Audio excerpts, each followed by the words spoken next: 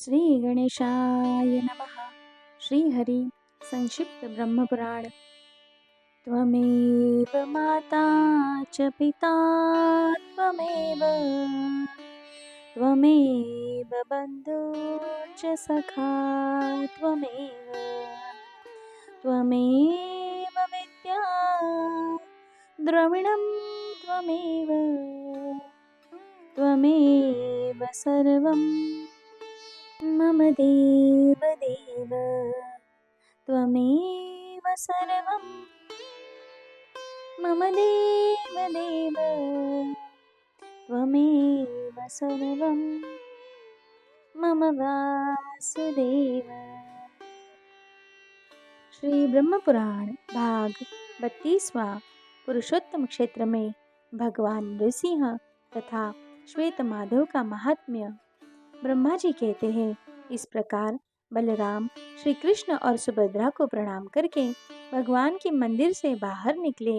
तत्पश्चात जगन्नाथ जी के मंदिर को प्रणाम करके एकाग्रचित्त हो उस स्थान पर जाए जहाँ भगवान विष्णु की इंद्रनीलमयी प्रतिमा बालू के भीतर छिपी है।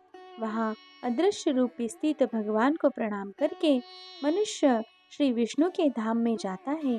ब्राह्मणों, जो भगवान सर्वदेवमय है, जिन्होंने आधा शरीर सिंह का बनाकर असुर राज हिरण्यकश्यपु का वध किया था, वे भगवान नृसिंह भी पुरुषोत्तम तीर्थ में निवास करते हैं। जो भक्ति पूर्वक उनका दर्शन करके प्रणाम करता है, वह समस्त पातकों से निश्चय ही मुक्त हो जाता है। जो मानव इस पृथ्वी पर भगवान नृसिंह के भक्त होते हैं, उन्हें पाप कभी छू नहीं सकते और मनोवांछित फल की प्राप्ति होती है। अतः सब प्रकार से प्रयत्न करके भगवान नृसिंह की शरण ले, क्योंकि वे धर्म, अर्थ, काम और मोक्ष रूप फल प्रदान करते हैं। मुनियों ने कहा, इस पृथ्वी पर भगवान नृसिंह का महात्म्य सुखदायक और दुर्लभ है। हम उनका प्रभाव विस्तार के साथ सुनना चाहते हैं। इसके लिए हमें बड़ी उत्कंठा है। ब्रह्मा जी बोले, ब्राह्मणों, मैं अजित, अप्रेमेय तथा भोग और मोक्ष प्रदान करने वाले भगवान नृसिंह का प्रभाव बतलाता हूँ। सुनो। उनके समस्त गुणों का वर्णन कौन कर सकता है, अतः मैं भी संक्षेप में ही बतलाता हूँ। इस लोक में जो कोई देवी अथवा मानुषी सिद्धियां सुनी जाती है, वे सब भगवान के प्रसाद से ही सिद्ध होती है। स्वर्ग, मर्त्यलोक, पाताल, दिशा, जल, गांव तथा पर्वत, इन सब स्थानों में भगवान के प्रसाद से मनुष्य की अबाध गति होती है। इस चराचर जगत में कोई भी ऐसी वस्तु नहीं है जो भक्तवत्सल भगवान नृसिंह के लिए असाध्य हो। मुनिवरों, सनातन कल्पराज पूजा की सर्वश्रेष्ठ विधि एवं नरसिंह का तत्व, जिसे देवता या असुर भी नहीं जानते, तुम्हें बताता हूँ। सुनो। उत्तम साधक को चाहिए कि साग, जौ की लपसी, मूल, फल, खली अथवा सत्तू से भोजन की आवश्यकता पूर्ण करे अथवा दूध पीकर रहे। इंद्रियों को काबू में रखकर धर्म पारायण रहे। वन, एकांत प्रदेश, पर्वत, नदी संगम, उसर, सिद्ध क्षेत्र अथवा नृसिंह के मंदिर में जाकर या स्वयं स्थापना करके भगवान की विधि पूर्वक पूजा करे। शुक्ल पक्ष की द्वादशी को उपवास करके जितेंद्रिय भाव से 20 लाख भगवान नाम का जप करे। ऐसा करने वाला साधक उपपातक और महापातकों से युक्त होने पर भी मुक्त हो जाता है। पहले भगवान नृसिंह की प्रदक्षिणा करके चंदन और धूप आदि द्वारा उनकी पूजा करे। मस्तक झुकाकर प्रभु को प्रणाम करे तथा उनके मस्तक पर कपूर और चंदन मिले हुए चमेली के फूल चढ़ावे। इसी से सिद्धि प्राप्त होती है। किसी भी कार्य में भगवान की गति कुंठित नहीं होती। ब्रह्मा, रुद्र आदि देवता भी उनके तेज को नहीं सह सकते। फिर संसार में सिद्ध, गंधर्व, मानव, दानव, विद्याधर, यक्ष, किन्नर और महानागों की तो बात ही क्या। अन्य साधक जिन असुरों का नाश करने के लिए मंत्र जप करते हैं, वे सब नृसिंह भक्तों को सूर्य के समान तेजस्वी देखकर तत्क्षण नष्ट हो जाते हैं। महाबली भगवान नरसिंह सदा अपने भक्तों की रक्षा करते हैं। अंत मुनीश्वरों, समस्त अभिलषित फलों के दाता महापराक्रमी भगवान नरसिंह की सदा भक्तिपूर्वक पूजा करनी चाहिए। ब्राह्मण, क्षत्रिय, वैश्य, स्त्री, शूद्र और अत्यज भी सूर्य श्रेष्ठ नृसिंह का भक्तिपूर्वक पूजन करके कोटि जन्म के पाप और दुखों से मुक्त हो जाते हैं, मनोवांछित फल पाते हैं, देव, गंधर्व एवं इंद्र का पद भी प्राप्त कर लेते हैं। एक बार भी भगवान नरसिंह का भक्तिपूर्वक दर्शन करने से करोड़ों जन्मों के पाप और दुखों से छुटकारा मिल जाता है। संग्राम, संकट, दुर्गम स्थान, चोर, व्याघ्र आदि की पीड़ा, प्राण संशय, विष, अग्नि, जल, राज भय, समुद्र भय तथा ग्रह दोष, ग्रह रोग आदि जनित कष्ट प्राप्त होने पर जो पुरुष भगवान नरसिंह का स्मरण करता है, वह सब प्रकार की आपत्तियों से छुटकारा पा जाता है। जैसे सूर्योदय होने पर महान अंधकार दूर हो जाता है, उसी प्रकार भगवान नरसिंह का दर्शन होने पर सभी उपद्रव नष्ट हो जाते हैं।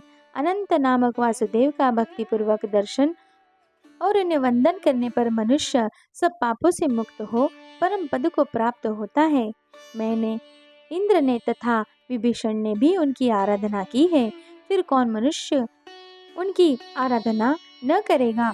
जो मनुष्य श्वेत गंगा में स्नान करके श्वेत माधव तथा मत्स्य माधव का दर्शन करता है, वह श्वेत द्वीप में जाता है। मुनियों ने कहा, भगवान, आप श्वेत माधव के महात्म्य का पूर्ण रूप से वर्णन कीजिए, साथ ही भगवान की प्रतिमा का वृत्तांत भी विस्तार के साथ बतलाइए। भूतल में विख्यात भगवान के पवित्र क्षेत्र में श्वेत माधव की स्थापना किसने की थी? ब्रह्मा जी बोले, सत्ययुग में श्वेत नाम के एक बलवान राजा थे। वे बड़े बुद्धिमान, धर्मज्ञ, शूरवीर, सत्य प्रतिज्ञ और दृढ़ता पूर्वक व्रत का पालन करने वाले थे। उनके राज्य में 10,000 वर्षों तक मनुष्य की आयु होती थी और किसी बालक की मृत्यु नहीं होती थी। इस प्रकार राजा श्वेत के राज्य में कुछ काल व्यतीत होने के पश्चात एक घटना घटित हुई। कपाल गौतम नामक एक परम धर्मात्मा ऋषि, उनके एक पुत्र हुआ जो कालवश दांत निकलने के पहले ही चल बसा। उसे गोद में लेकर बुद्धिमान ऋषि राजा के निकट आए। राजा ने ऋषि कुमार को अचेत अवस्था में सोया देख उसको जीवित करने के लिए प्रतिज्ञा की। राजा बोले, यदि यमलोक में गए हुए इस बालक को मैं 7 दिन के भीतर न ला सकूं तो जलती हुई चिता पर चढ़ जाऊंगा। यूं कहकर राजा ने लाख नील कमलों से महादेव जी की पूजा करके उनके मंत्र का जप आरंभ किया। जगदीश्वर भगवान शिव राजा की अत्यंत भक्ति का विचार करके पार्वती जी के साथ उनके सामने प्रकट हुए और बोले, राजन, मैं तुम पर बहुत प्रसन्न हूँ। महादेव जी का यह वचन सुनकर राजा श्वेत ने सहसा उनकी ओर देखा। वे सब अंगों में भस्म रमाए हुए थे। उनके शरीर की कांति शरतकालीन चंद्रमा और कुंदन के समान थी। उनके नेत्र विकट थे। व्याघ्र चर्म का वस्त्र और ललाट में चंद्रमा की रेखा थी। उन पर दृष्टि पड़ते ही राजा ने सहसा पृथ्वी पर गिरकर उन्हें प्रणाम किया और कहा, प्रभो, यदि आप मुझ पर प्रसन्न हैं, यदि आपकी मुझ पर दया है, तो काल के वश में पड़ा हुआ यह ब्राह्मण बालक पुनः जीवित हो जाए। यही मेरी प्रतिज्ञा है। महेश्वर, आप इसे यथा योग्य आयु से युक्त और कल्याण का भागी बनाए। श्वेत की यह बात सुनकर महादेव जी को बड़ी प्रसन्नता हुई। उन्होंने सब भूतों को भय देने वाले काल को आज्ञा दी और काल ने मृत्यु के मुख में पड़े हुए उस बालक को जीवित कर दिया। इसके बाद वे पार्वती देवी के साथ अंतर्धान हो गए। तदनंतर राजा ने हजारों वर्षों तक एकाग्रचित्त होकर राज्य किया। फिर लौकिक धर्मों और वैदिक नियमों का विचार करके भगवान केशव की आराधना का निश्चिंत व्रत ग्रहण किया। इसके बाद वे दक्षिण समुद्र के पुरुषोत्तम क्षेत्र में गए और जगन्नाथ जी के पास ही सुंदर रमणीय प्रदेश में एक सुंदर मंदिर बनवाया और श्वेतशिला के द्वारा भगवान श्वेत माधव की प्रतिमा बनवाकर विधि पूर्वक उसकी प्रतिष्ठा की। उस समय ब्राह्मणों, तीनों अनाथों और तपस्वियों को दान दे राजा ने भगवान माधव के समीप पृथ्वी पर गिरकर साष्टांग प्रणाम किया। फिर 1 मास तक मौन एवं निराहार रहकर द्वादशाक्षर मंत्र का जप किया। जप समाप्त होने पर भगवान देवेश्वर की इस प्रकार स्तुति आरंभ की। श्वेत बोले, ओम वासुदेव को नमस्कार है, सबको अपनी ओर खींचने वाले शंकरषण को नमस्कार है, अत्यंत द्वितीयमान प्रद्युम्न, कभी रुद्ध न होने वाले अनिरुद्ध तथा नारायण को नमस्कार है, जिनके अनेक रूप हैं, जो विश्वरूप विधाता निर्गुण अर्थज्ञ शुद्ध एवं उज्जवल कर्म वाले, उनको नमस्कार है, जिनकी नाभि में कमल है, जो पद्यगर्भ ब्रह्मा जी की उत्पत्ति के कारण है, उनको नमस्कार है, जिनका वर्ण कमल के समान है, जो हाथ में भी कमल लिए रहते हैं, उनको नमस्कार है, जिनके नेत्र कमल के समान है, जो सहस्त्र नेत्रों से युक्त और शिव स्वरूप है, उनको नमस्कार है, जिनके सहस्त्र पैर और सहस्त्र भुजाएं हैं, उन मन्य रूपी परमेश्वर को नमस्कार है।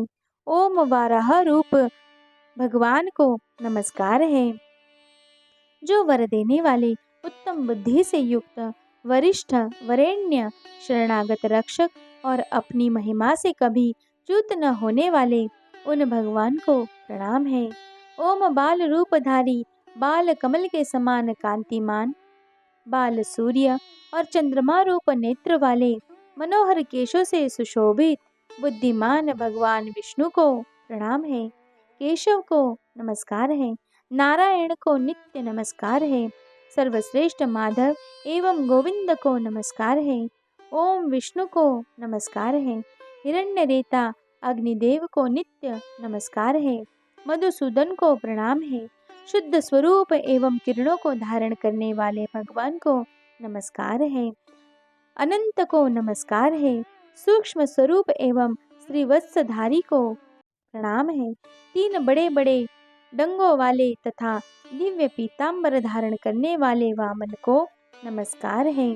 भगवान आप सृष्टि करता है, आपको नमस्कार है, आप ही सबके धारण पोषण करने वाले हैं, आपको बारंबार नमस्कार है। गुण स्वरूप एवं निर्गुण को नमस्कार है, वामन रूप भगवान को नमस्कार है, वामन कर्मा श्री हरि को प्रणाम है, वामन नेत्र प्रभु को नमस्कार है और वामन वाहन माधव को प्रणाम है। रमणीय पूज्य तथा अव्यक्त स्वरूप भगवान को नमस्कार है, अर्थज्ञ शुद्ध एवं भयहारी श्री हरि को प्रणाम है, जो संसार रूपी समुद्र से तारने के लिए नौका के समान है, जो परम शांत एवं चैतन्य स्वरूप है। शिव सौम्य रूप रुद्र तथा उद्धार करता है, उन भगवान को नमस्कार है, जो संसार का संहार करने वाले और उसे भोग प्रदान करने वाले हैं, समस्त विश्व जिनका स्वरूप है और जो समस्त विश्व की सृष्टि करने वाले हैं, उन भगवान को नमस्कार है। ओम दिव्य रूप सोम अग्नि और वायु स्वरूप भगवान को नमस्कार है। चंद्रमा और सूर्य की किरणें जिनके केश हैं, जो गौ को तथा ब्राह्मणों का हित करने वाले हैं, उन भगवान को प्रणाम है। ओम रुस्क रूपी पद और क्रम रूप भगवान को प्रणाम है। ऋग्वेद के मंत्रों द्वारा जिनकी स्तुति होती है, ऋचाओं का जप जिनकी प्राप्ति का साधन है, उन भगवान को नमस्कार है। ओम यजुर्वेद को धारण करने वाले और यजुर्वेद रूपधारी भगवान को प्रणाम है, जिनका यजुर्वेद के मंत्रों से यजन किया जाता है, जो सबसे सेवित और यजुर्वेद के मंत्रों के अधिपति है, उन परमात्मा को नमस्कार है।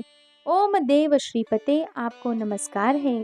सर्वश्रेष्ठ श्रीधर प्रणाम है, जो लक्ष्मी के प्रियतम मन और इंद्रियों को संयम में रखने वाले योगियों के ध्येय और योगी हैं उन भगवान को प्रणाम है। ओम साम स्वरूप परमात्मा को नमस्कार है, जो श्रेष्ठ सामध्वनि है। साम शांत भाव के कारण जो सौम्य प्रतीत होते हैं तथा जो सामयोग के ज्ञाता है, उन भगवान को प्रणाम है, जो साक्षात सामदेव, सामगान और सामवेद को धारण करने वाले हैं, जिन्हें सामवेदोक्त यज्ञों का ज्ञान है, जो सामदेव को करतलगत किए हुए हैं, उन भगवान को नमस्कार है, जो अथर्व शीर्ष, अथर्व स्वरूप, अथर्व पाद और अथर्व कर है, अर्थात जिनका सिर आदि सब कुछ अथर्वमय है, उन परमेश्वर को प्रणाम है। ओम वज्रशीष वज्र के समान मस्तक वाले प्रभु को नमस्कार है, जो मधु और कैटब के घातक महासागर के जल में शयन करने वाले और वेदों का उद्धार करके लाने वाले हैं, उन भगवान को प्रणाम है। जिनके स्वरूप अत्यंत द्वितीयमान है, उन भगवान को नमस्कार है। इंद्रियों के नियंता ऋषिकेश को प्रणाम है। प्रभु आप भगवान वासुदेव को बारंबार नमस्कार है। नारायण आपको प्रणाम है। लोक हितकारी श्री हरि को नमस्कार है। ओम मोहनाशक तथा विश्व संहारकारी प्रभु को प्रणाम है, जो उत्तम गति के दाता और बंधन का अपहरण करने वाले हैं। त्रिलोकी में तेज का आविर्भाव करने वाले और तेज स्वरूप है, उन भगवान को नमस्कार है, जो योगियों के ईश्वर, शुद्ध स्वरूप, सबके भीतर रमण करने वाले तथा जगत को पार उतारने वाले हैं। सुख ही जिनका स्वरूप है, जो सुख स्वरूप नेत्र वाले तथा सुकृत धारण करने वाले हैं, उन भगवान को प्रणाम है। वासुदेव वंदनीय और वामदेव को नमस्कार है, जो देहधारियों के देह की उत्पत्ति करने वाले तथा भेद दृष्टि को भंग करने वाले हैं, उन भगवान को नमस्कार है। देवगण जिनके श्री अंग की वंदना करते हैं, जो दिव्य मुकुट धारण करने वाले हैं, उन श्री विष्णु को प्रणाम है, जो निवास के भी निवास है तथा निवास स्थान को व्यवहार में लाते हैं, उन परमात्मा को नमस्कार है। ओम जो वसु धन की उत्पत्ति करने वाले और वसु को स्थान देने वाले हैं, उन्हें प्रणाम है। यज्ञ स्वरूप यज्ञेश्वर एवं योगी भगवान विष्णु को नमस्कार है। आप संयमी पुरुषों को योग की प्राप्ति करने वाले ईश्वर, आपको प्रणाम है। यज्ञ रूप शरीर धारण करने वाले भगवान वाराह को नमस्कार है। प्रलंबासुर को मारने वाले भगवान संकर्षण को प्रणाम है, जिनकी वाणी मेघ के समान गंभीर है, जो प्रचंड वेग युक्त हल धारण करते हैं, उन बलराम को नमस्कार है। सबको शरण देने वाले नारायण, आप ही ज्ञानियों के ज्ञान है, आपको नमस्कार है। प्रभु आपके सिवा नरक से उद्धार करने वाला मेरा कोई बंधु नहीं है। शरणागत वत्सल, मैं संपूर्ण भाव से आपके चरणों में पड़ा हूँ। केशव अच्युत, मेरा जो शारीरिक और मानसिक मल है, उसे धोने वाला आपके सिवा दूसरा कोई नहीं है। भगवान, मैंने समस्त संग त्याग कर आपकी शरण ली है। केशव, अब आपके सिवा आपके ही साथ मेरा संग हो, इसी से मुझे आत्मलाभ होगा। मुझे यह संसार कष्ट एवं आपत्तियों का घर तथा दुस्तर जान पड़ता है। मैं आध्यात्मिक आदि तीनों तापों से खिन्न हूँ, इसीलिए आपकी शरण में आया हूँ। आपकी माया से यह समस्त जगत नाना प्रकार की कामनाओं को द्वारा मोहित हो रहा है। इसमें लोभ आदि का पूरा आकर्षण है, अतः मैंने आपकी शरण ली है। श्री हरि विष्णु, संसारी जीवों को तनिक भी सुख नहीं है। यज्ञेश्वर, मनुष्य का मन जैसे जैसे आप में लगता जाता है, वैसे वैसे निष्काम होकर वह परमानंद को प्राप्त होता रहता है। मैं विवेक शून्य होकर नष्ट हो रहा हूँ। सारा जगत मुझे दुखाई देता है। गोविंद, मेरी रक्षा कीजिए। आप ही संसार से मेरा उद्धार कर सकते हैं। यह संसार समुद्र मोह रूपी जल से परिपूर्ण है, इससे पार जाना असंभव है। मैं इसमें गले तक डूबा हुआ हूँ। पुंडरीकाक्ष, आपके सिवा दूसरा कोई ऐसा नहीं है जो इससे मेरा उद्धार कर सके। उस विख्यात दिव्य पुरुषोत्तम क्षेत्र में राजा श्वेत के इस प्रकार स्तुति करने पर देवादिदेव जगत गुरु श्री हरि उनकी भक्ति का विचार करके संपूर्ण देवताओं के साथ राजा के सामने नील मेघ के समान श्याम वर्ण, कमल पत्र के समान बड़ी बड़ी आंख वाले, हाथों में दैत्यमान सुदर्शन, बाएं हाथ में पंचजन्य शंख तथा अन्य हाथों में गदा, शंख धनुष और खड्ग, यह उनकी झांकी थी। भगवान ने कहा, राजन, तुम्हारी बुद्धि बड़ी उत्तम है, तुमने पाप का लेश भी नहीं है। मैं तुम पर बहुत प्रसन्न हूँ। तुम अपनी इच्छा के अनुसार कोई उत्तम वर मांगो। देवादिदेव भगवान का यह अमृतमय वचन सुनकर महाराज श्वेत ने मस्तक नवाकर उन्हें प्रणाम किया और उन्हीं में मन लगाए हुए कहा, भगवान, यदि मैं आपका भक्त हूँ तो मुझे यह उत्तम वरदान दीजिए। ब्रह्मलोक से भी ऊपर जो अविनाशी वैकुंठ धाम है, जिसे निर्मल रजोगुण रहित शुद्ध एवं संसार की आसक्ति से शून्य बताया गया है, मैं उसी को प्राप्त करना चाहता हूँ। जगतपते, आपकी कृपा से मेरा यह मनोरथ सफल हो।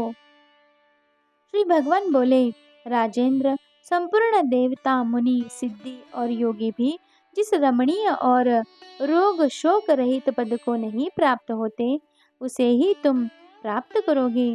संपूर्ण लोकों को लांघ कर मेरे लोक में जाओगे। यहाँ तुमने जो कीर्ति प्राप्त की है वह तीनों लोकों में फैलेगी और मैं सदा ही यहाँ निवास करूँगा। इस तीर्थ को देवता और दानव आदि सब लोग श्वेत गंगा कहेंगे। जो कुश के अग्रभाग से श्वेत गंगा का जल अपने ऊपर छिड़केगा वह स्वर्गलोक में जाएगा। जो यहाँ स्थापित श्वेत माधव नाम की प्रतिमा का दर्शन और उसे प्रणाम करेगा वह देह त्याग कर भगवान का स्मरण करते हुए शांत पद को प्राप्त होगा। बोलो भक्तवत्सल भगवान की जय।